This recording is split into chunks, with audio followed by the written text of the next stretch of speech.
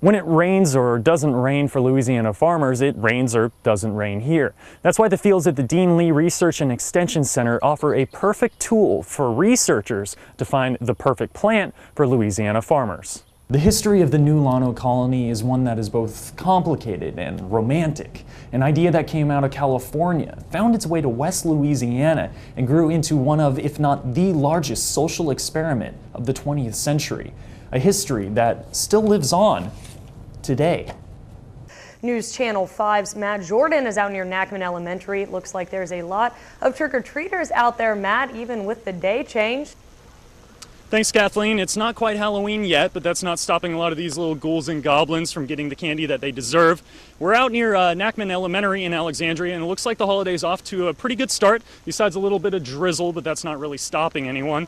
As we mentioned, much of the trick-or-treating throughout central Louisiana has been rescheduled to tonight, with the exception of a few places, because of the possibility of severe weather tomorrow. Now, we just got a little rain, a little bit of wind, not too bad right now, but looking pretty good, and looks like people are enjoying it, maybe adding an umbrella to their costumes. Some art students were getting into the holiday spirit today, paintbrushes in hand. A group from Holy Savior Menard was decorating the windows of Tunk's Cypress Inn. From morning to afternoon, the high school artists were painting festive scenes for customers to enjoy. For the students, it's become a holiday tradition. At J.I. Barron Elementary School, teachers are telling parents to use this list for school supplies. But the Rapides Parish School Board website says to use this list, and the two are very different.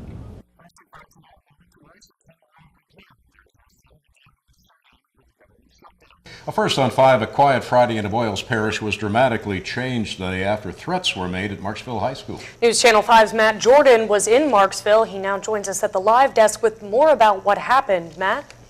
It was a scene of chaos outside Marksville High School and Elementary as concerned parents gathered to learn any news they could about their children. But when families were finally reunited, it was time to look back on the response of the school. From carpenters to plumbers, masons to electricians, the 1023rd is developing a toolkit of skills that they can use when they make the transition to civilian life. The Louisiana State Penitentiary is more than just the Angular Rodeo. With a new warden came a new philosophy, correcting deviant behavior through moral rehabilitation.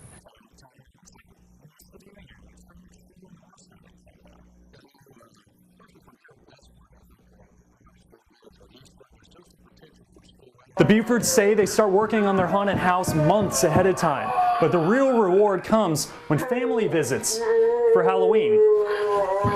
Now, I have one question for everybody here. Is everybody having a good time? You can hear it. There's tons of live music, excellent food, you can smell it, the buzz is in the air. This is shaping up to be a great time.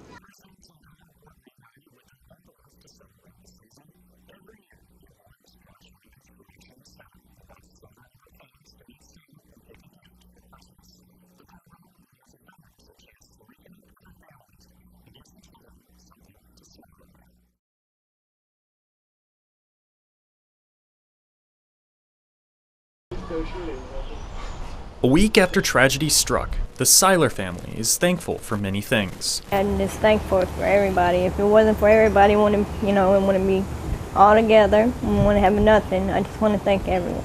An unattended candle caused a blaze that destroyed their home. Stranded and separated, the 8 members of the Seiler family thought they had lost everything. Went to the bathroom door and I could feel the heat. So when I opened the door, I just saw it on the wall. And that's when I turned off the light and told everybody to get out. We got out with nothing except for the shirt, our clothes on our backs. That's when an outpouring of support from friends and strangers touched their lives and restored much of what was lost. They needed some help. A lot of friends of mine heard about it. So we're just trying to do the best we can, especially here at the holiday season. Nobody should go out. It made me excited to see people come out and help and concerned about what has happened to someone else. The Seilers have a new home, furniture, and even a Christmas tree. Say hi. Say hi.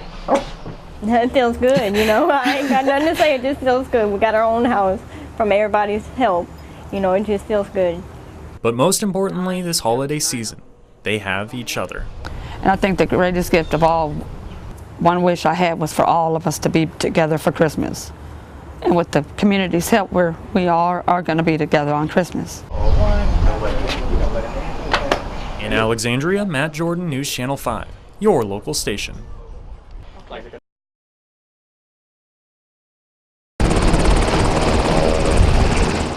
Being a Black Hawk pilot in the Fox Company is a lot like being part of a military family. Once you get in, you realize, wow, it's a family, and especially Fox Company right now, they're on fire. It's a real close-knit group of guys. We ride four-wheelers, we go to each other's houses, we know each other's families. It's really something special right now in the Louisiana National Guard to be a part of Fox Company. For Chief Warrant Officer Dave Strother, the concept of family is a little more literal. Dave's son DJ is a specialist with the Fox Company. But that doesn't mean his father is taking it easy on him. He's making his way. It's funny. I see a lot of the same traits in me and a lot of the mistakes he's making, I made coming up, but he's going to learn it on his own. He's got to learn it on his own. I can't do it for him. It's more of an older brother relationship. We have fun together, but when it comes down to it, the older brother still grabs you around the neck and throws you out in the yard and lets you know how it is. But the decision to follow in his father's bootprints came easy for DJ. About 3.5 years ago, I signed, raised my hand, and got welcomed into the Guard.